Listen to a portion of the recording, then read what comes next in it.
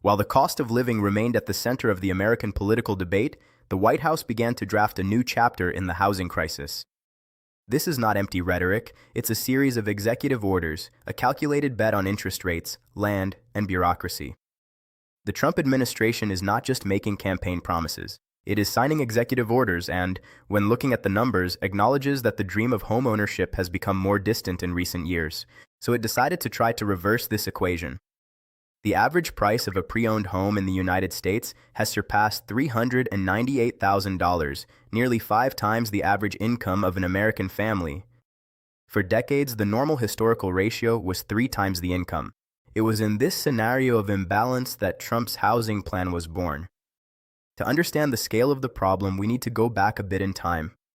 During the pandemic, historically low interest rates, close to 3%, fueled a rush for real estate across the country.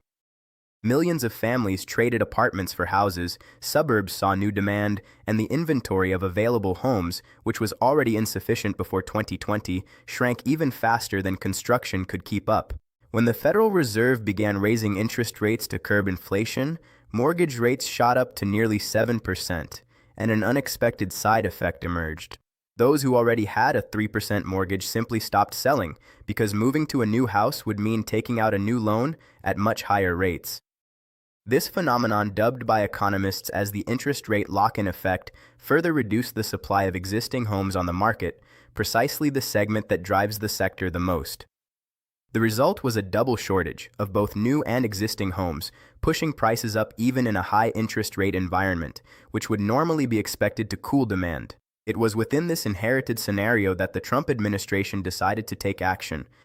It's not a magic solution, it's an attempt to tackle the problem on 2 fronts. On one hand, making credit cheaper.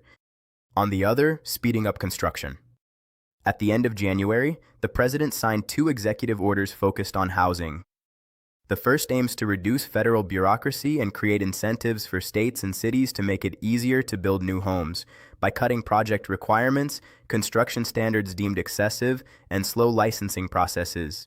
The second targets credit, aiming to reduce regulatory requirements on mortgages and make it easier for smaller community banks to offer financing. Added to this is the directive for Fannie Mae and Freddie Mac to purchase $200 billion in mortgage-backed securities in an attempt to drive interest rates down. Economists estimate that this injection could reduce financing rates by up to 0.35 percentage points. It may not seem like much, but on a $400,000 loan, that means thousands of dollars less per year for those who already have a financed home. There are still other pieces on this board. The plan includes opening about 1.5 million acres of federal land for residential use, restructuring the way the government distributes incentives for construction, and even considering the refund of tariffs on building materials, as well as possible tax deductions on vehicle financing interest when linked to the purchase of real estate. Real estate industry organizations estimate that if the zoning reform moves forward as planned, the country could gain between 300,000 and 500,000 new homes built per year. This is not an exaggeration. It is a target to measure success. It's worth understanding better what it actually means to open federal land for construction.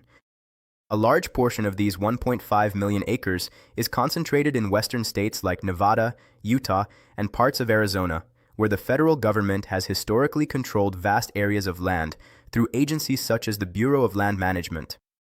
The logic is simple on paper. If the land already belongs to the government, it can be sold or granted to developers at a lower cost than buying private land, reducing one of the most expensive components of any housing project. In practice, however, these areas are usually far from major employment centers.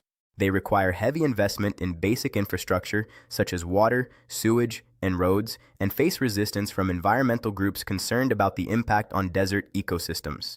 In other words, the idea may increase the number of available lots on paper without necessarily solving the problem of where people actually need to live, close to work, transportation, and schools. Another central part of the plan is the prohibition of large institutional investors from buying single-family homes.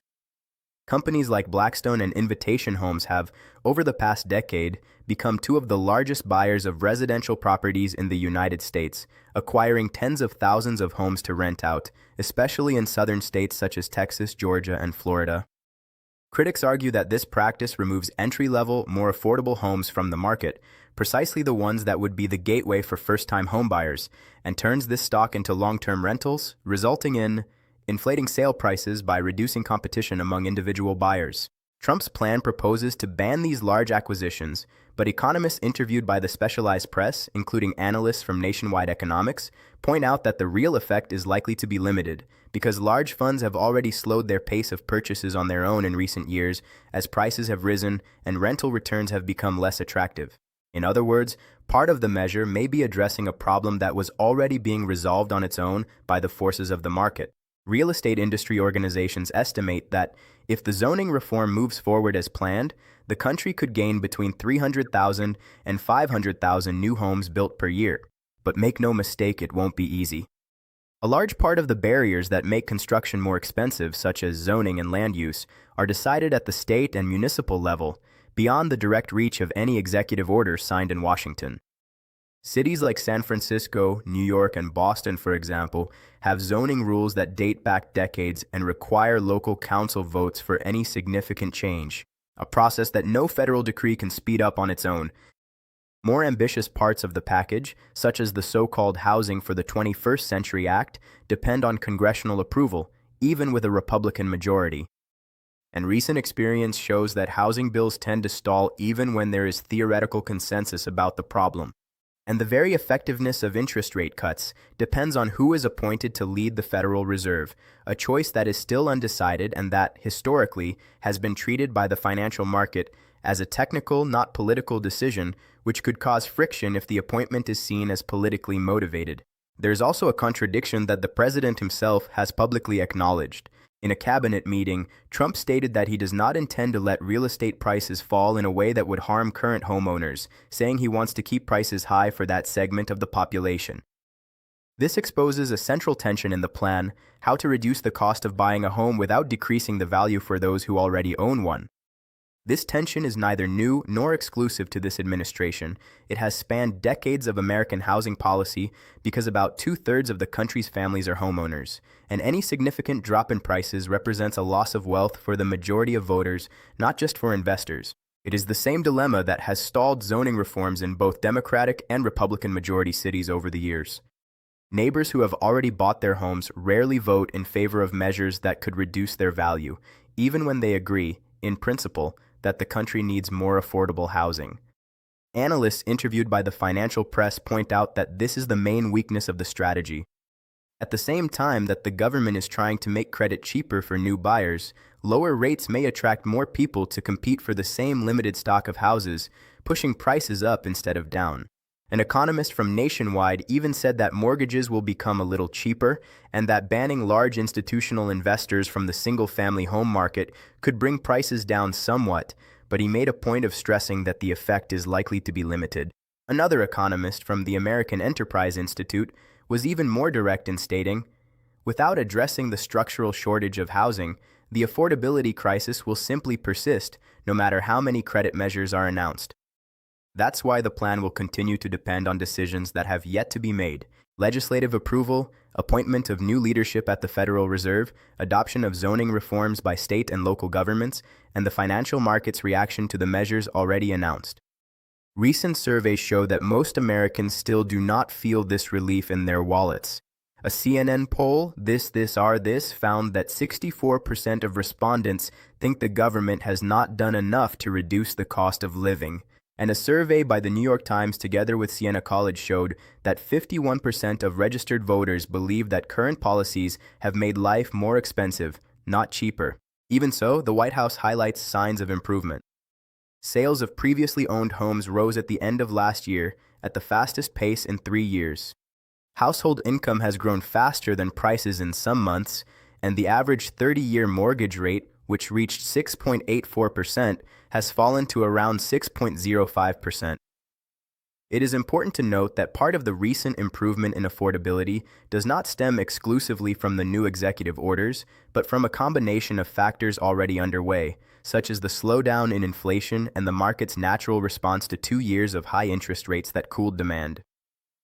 Distinguishing what is a direct effect of policy from what is an underlying economic trend is one of the greatest challenges for any honest analysis of this topic.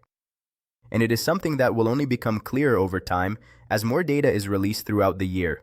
When the market looks at the first months of this plan in action, it will compare promises with results. It will ask whether the cuts in bureaucracy really sped up construction. It will question whether the purchase of mortgage-backed securities really benefited the average buyer. And then the government will have to respond with numbers, not just rhetoric. The plan may not solve the housing crisis all at once. There may be course corrections, there may be resistance in Congress, but every change in housing policy begins with the first signed decree. And this first step already carries national expectations just before the midterm elections in November. In the United States, many promising housing plans have died on paper because they depended on political approval that never came. This project tries to be different, but so far, it faces the same obstacle as always, getting something off the ground that depends on so many factors outside the direct control of the federal government. The impact, if parts of the plan move forward, could be real. Lower interest rates, more housing supply in some regions, less room for large investment funds to buy homes that could go to ordinary families. But the very design of the policy also carries a symbolic limitation, trying to achieve two goals that pull in opposite directions, making homes cheaper for those who want to buy, without lowering the value for those who have already bought. If the plan works partially, it will be cited as an initial step.